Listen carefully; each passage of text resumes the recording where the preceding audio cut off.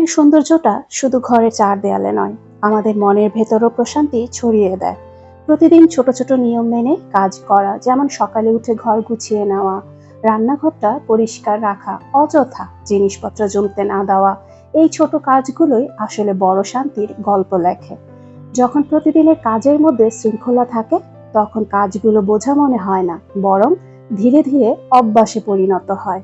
Hello everyone, আসসালামু আলাইকুম। Bangladeshi blogger রূপা চ্যানেলে সবাইকে স্বাগত জানাচ্ছি। আমি রূপা বলছি। কি অবস্থা, কেমন আছেন আপনারা সবাই? আশা করছি আল্লাহর রহমতে সবাই ভালো আছেন, সুস্থ আছেন, নিরাপদে আছেন। কাছে ও দূরে, দেশ ও দেশের বাহির থেকে যে যেখান থেকে আজকের এই ভিডিও দেখছেন, আপনাদের সবাইকে জানাই আন্তরিকভাবে স্বাগত। নতুন আরো একটি ব্লগ নিয়ে হাজির হলাম। আশা করছি আজকের ব্লগটিও বরাবরের মতো ভালো লাগবে। সবাইকে জানাই শুভ সকাল। অফ ক্যামেরাতেই নাস্তাটা করে নিয়েছি। নাস্তা করে কিন্তু চলে আসছি বেডরুমে। তো বেডরুমে এসে কিন্তু এখন বিছানা গুছাবো, আর সাথেই কিন্তু আমার বারান্দাটাও পরিষ্কার করে নিব। তো সবসময় কিন্তু আপনাদের সাথে এই কথাটাই বলি যে আমি যখনই বিছানা গুছাই, সেটা হচ্ছে গিয়ে আমি আগে ফার্স্টে নাস্তা করি, সকালের নাস্তা, তারপর হচ্ছে গিয়ে কিচেনের যে কাজগুলো থাকে সেই কাজগুলো করে তারপর কিন্তু আমি আসি বেডরুম গুছাতে। আসলে আমি কিন্তু সব সময় ধাপে ধাপে কাজ করি। আমি এক কাজ করছি তো আরেক কাজ কিন্তু কখনোই করতে যাই না। আমি কি করি, স্টেপ বাই স্টেপ কাজ করে থাকি। এতে করে না আমার কাছে মনে হয় কি যে কাজ অনেক সহজ হয়। আচ্ছা, যাই হোক, আপনাদের সাথে কিন্তু শেয়ার করেছি আমার ছোট্ট বারান্দাটা। তো বারান্দায় কিন্তু বৃষ্টির পানি জমে আছে।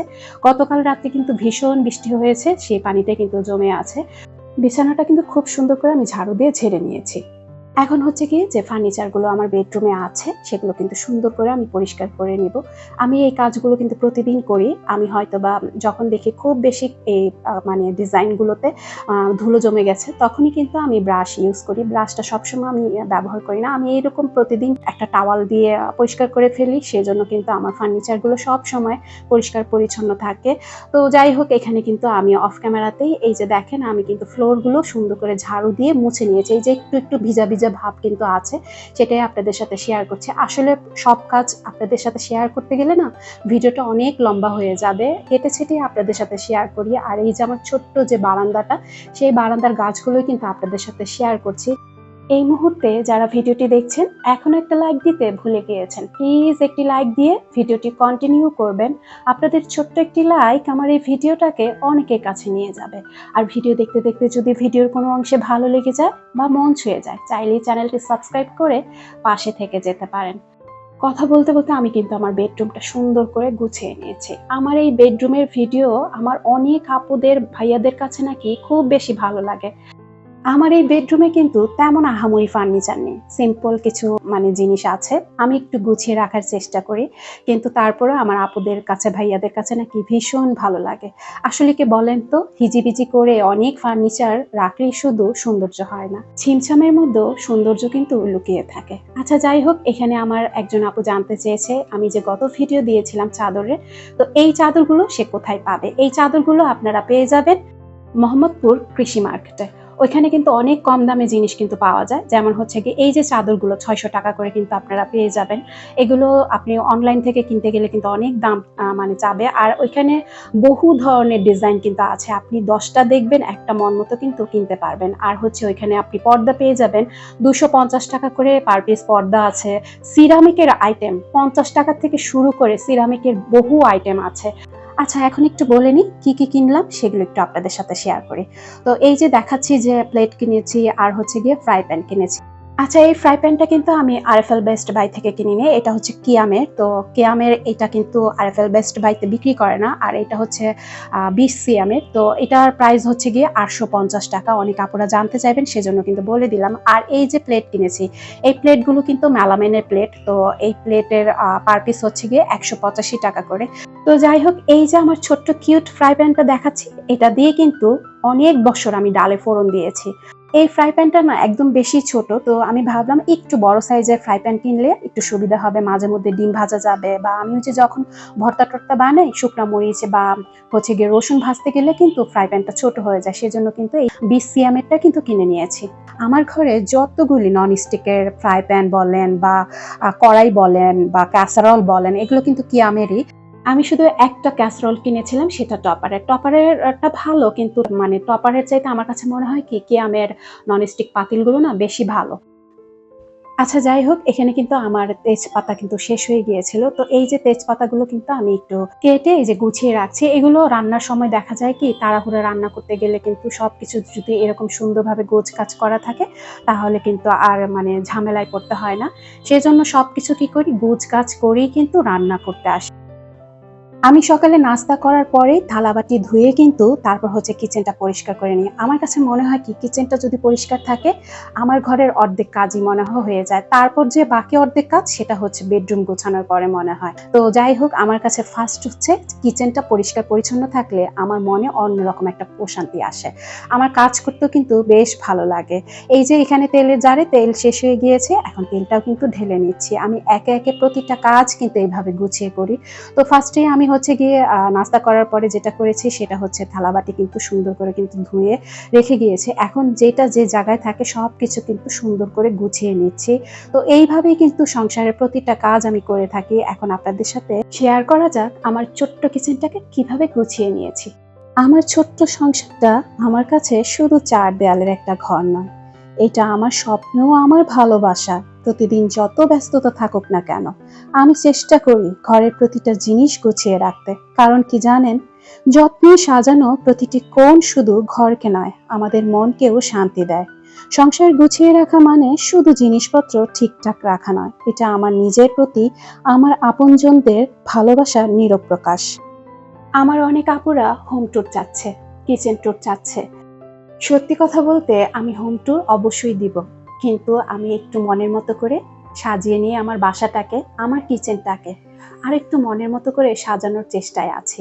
আসলে যেহেতু মধ্যবিত্ত পরিবারের গৃহিণী, তো চাইলেই কিন্তু সবকিছু কেনা আমার পক্ষে সম্ভব না। আমার স্বামী যেহেতু চাকরিজীবী, তো চাইলেই কিন্তু হুটহাট করে এক একটা জিনিস কেনাকাটা করা যায় না। টাকাটা জমাতে হয়, তারপরে কিন্তু কেনাকাটা করতে হয়। তো যাই হোক, আমি এই যে আপনাদের সাথে শেয়ার করলাম আমার ছোট্ট কিচেনটা কিন্তু গুছিয়ে আমি চলে আসছি বারান্দায়। আমি এই যে বারান্দায় বসে কিন্তু কোটাকাটি করি। আমার কাছে কেন যেন বারান্দায় বসে কোটাকাটি করতে খুব বেশি ভালো লাগে। তো এখানে কিন্তু আমি আজকে শাক রান্না করব। তো এখানে হচ্ছে গিয়ে লাল শাক নিয়ে আসছে, তো এগুলো এখন কুটে নিব। সিম আলু দিয়ে হচ্ছে আজকে রুই মাছ রান্না করব। তো রুই মাছটা কিন্তু আমি ভিজিয়ে রেখে আসছি। আমি কোটাকাটিগুলো না আমি ঘর ঝাড়ু দিয়ে পরিষ্কার করে কিন্তু তারপর হচ্ছে কোটাকাটি করি। না হলে না দেখা যায় কি যে চুল-টুল দিয়ে কিন্তু ভরা থাকে, বালু-টালু থাকে। আর শাক কিন্তু একটা পরিষ্কার পরিচ্ছন্ন জায়গায় কুটলেই কিন্তু ভালো হয়। না হলে শাকে দেখা যায় যে চুল-টুল পাওয়া যায়। সেজন্য আমি কি করি, ঘরটা সবসময় পরিষ্কার করেই কিন্তু কোটাকাটি করতে বসি। যে জায়গাটা ময়লা হবে সেই জায়গাটা শুধু একটু মোছা দিয়ে দিলেই কিন্তু হয়ে যায়। তো এইভাবেই কিন্তু আমি সংসারের কাজগুলো করি। এই যে আপনাদের সাথে কথা বলতে, বলতে কিন্তু আমি শাকগুলো কুটে নিয়েছি। আর এখন হচ্ছে গিয়ে বাড়তি যে ময়লাগুলো আছে সেগুলো কিন্তু এই যে পলিথিনে কিন্তু এখন ভরে ফেলছি। তো যে জায়গায় বসেছি ঠিক সেই জায়গা থেকে কিন্তু ময়লাগুলো সব তুলে ফেললাম। খুব বেশি কিন্তু এলোমেলো হলো না, আর খুব বেশি পরিশ্রমও হলো না। সাথেরটার সাথে যদি কাজ করে ফেলা যায় তাহলে কিন্তু খুব বেশি পরিশ্রম হয় না। আচ্ছা যাই হোক, এখন হচ্ছে গিয়ে অফ ক্যামেরাতে কিন্তু আমি রান্নাটা বসিয়ে দিয়েছি। তরকারি মশলাটা কষিয়ে পাশের চুলায় দিয়ে কিন্তু এখন সামনের চুলায় মাছটা ভেজে নিব।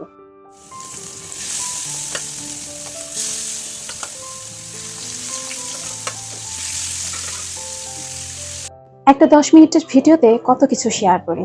আসলে এই কাজগুলো করতে অনেকটা সময় কিন্তু লাগে। কেটে ছেটেই আপনাদের সাথে শেয়ার করি। জানেন, কখনো কখনো একা হাতে কাজ করতে গিয়ে সত্যি মনে হয় শরীরটা যেন থেমে যায়। ক্লান্তি চারপাশ দিয়ে ঘিরে ধরে। থালা বাসন ধোয়া থেকে শুরু করে মেঝে মুছে নেওয়া প্রতিটা কাজের শেষে আমার নিঃশ্বাসটা যেন ভারী হয়ে ওঠে। হ্যাঁ, একা হাতে সংসারের সকল কাজ করা অনেক কষ্টের। তবুও এই দায়িত্বটা আমার সবচেয়ে বড় গর্ব। কারণ দিনের শেষে যখন ঘরটা পরিপাটি হয়ে আমাকে স্বাগত জানায়, বিশ্বাস করেন, তখন সেই ক্লান্তি গলে গিয়ে মন ভরে ওঠে এক ধরনের অদ্ভুত তৃপ্তিতে। আপনাদের সাথে কথা বলতে বলতে আমি কিন্তু সিম আলু দিয়ে মাছটা কিন্তু রান্না করে নিয়েছি। আর এখান দিয়ে কিন্তু আমি শাকটা সুন্দর করে ধুয়ে রাইস কুকারে কিন্তু সিদ্ধ দিয়ে দিয়েছিলাম। তো এই যে এখন হচ্ছে গিয়ে পেঁয়াজ, রসুন আর শুকনা মরিচ দিয়ে কিন্তু ভেজে আমি এই যে শাকটা এখন হচ্ছে কি বলে এটাকে, বাগার দিয়ে নেওয়া। তো এটাই করে নিলাম। আর এখানে না ৪-৫টা ঢ্যাঁড়স ছিল ঘরে, তো সেই আবার ঢ্যাঁড়সগুলোকে সুন্দর করে কিন্তু ভর্তা বানিয়ে নিলাম। তো এখানে কিন্তু আমি রান্না বান্না শেষ করে প্রতিদিন যেভাবে সংসারটা গুছিয়ে রাখি, তো সেটা কিন্তু এই যে শেয়ার করছি। এই যে গোসল করতে যাওয়ার আগে বেসিনটা সুন্দর করে কিন্তু পরিষ্কার করে নিলাম, সেটা আর আজকে আপনাদের সাথে শেয়ার করা হলো না। সবসময় তো আপনাদের সাথে শেয়ার করি বেসিনটা কিভাবে ক্লিন করি। তো এই যে আমার বেসিনটা কিন্তু সবসময় এইভাবে আমি পরিপাটি রাখি, আমার কাছে না বেশ লাগে। ঘরের প্রতিটি কোণা যদি একটু টিপটপ পরিষ্কার পরিচ্ছন্ন থাকে, দেখতে কিন্তু ভীষণ ভালো লাগে। এই যে অফ ক্যামেরাতে সুন্দর করে কিন্তু আমি ড্রয়িং রুমটা গুছিয়ে নিয়েছি। সবকিছু তো আর এক ভিডিওতে শেয়ার করা যায় না, প্রতিদিন যতটুকু পারি আপনাদের সাথে শেয়ার করার চেষ্টা করি। আপনারা যারা নিয়মিত আমার ভিডিও দেখেন তারা তো জানেনই আমি কিভাবে ঘরটাকে সবসময় পরিপাটি রাখি। তো যাই হোক, এই যে সুন্দর করে গুছিয়ে রাখার সব সময় চেষ্টা করি আমার ছোট্ট সংসারটাকে। আমার চুলায় যখন রান্না থাকে, রান্নার ফাঁকে ফাঁকে কিন্তু আমি সংসারের এই যে টুকিটাকি যে কাজগুলো আছে সেগুলো কিন্তু করে ফেলি। এইভাবেই কিন্তু সংসারের প্রতিটা কাজ আমি সবসময় করে থাকি। তো কথা বলতে বলতে ভিডিওটা একদম শেষ পর্যায়ে চলে এসেছি। আজকে এখান থেকে বিদায় নিচ্ছে, আপনাদের সকলের সুস্থতা কামনা করে। আপনারা সকলেই ভালো থাকবেন। আল্লাহ হাফেজ। আসসালামু আলাইকুম।